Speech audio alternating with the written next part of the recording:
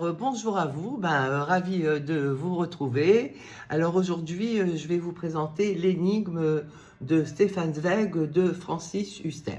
Bon, n'ayez aucun a priori sur l'auteur, c'est un livre tout à fait formidable. Bon, je dois dire que c'est après, on va dire, une mûre réflexion que je me suis dit que je n'allais pas vous laisser sur votre faim après les longs moments que nous avons passés en compagnie donc des autobiographies de Stefan Zweig sur ce qu'il en est de son suicide.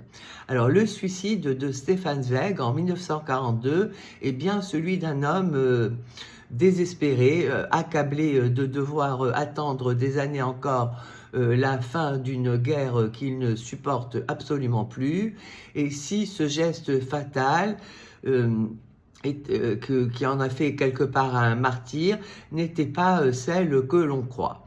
Alors Francis Huster cherche à percer l'énigme Zweig à partir d'une minutieuse autopsie de sa vie, de Vienne à New York, de Paris à Rio, de Berlin à Londres, et il pense avoir découvert la nature profonde de ce génial écrivain.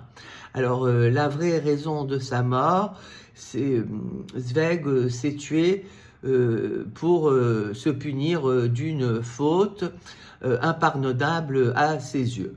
Alors bon, moi je vais vous laisser quand même élucider au travers de cette profonde réflexion et au travers donc de la lecture de cet ouvrage, de vous forger votre propre idée sur la raison ayant poussé Zweig à se punir et de quelle faute finalement se considérait-il si gravement coupable.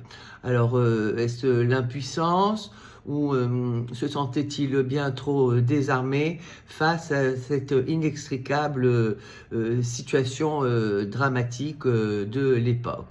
Ou s'est-il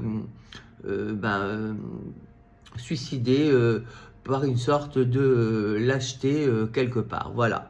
Bon, moi, je vais vous laisser élucider ce mystère, s'il en est un.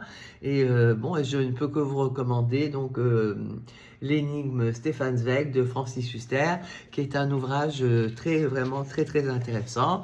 Bon, pour la petite anecdote, hein, bon ça me fait plaisir.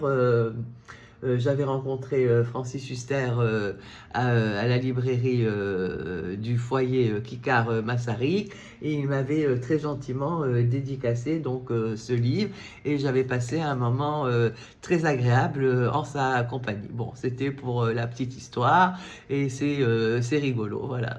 Bon, moi sur ce, je vous dis à très bientôt pour une prochaine présentation.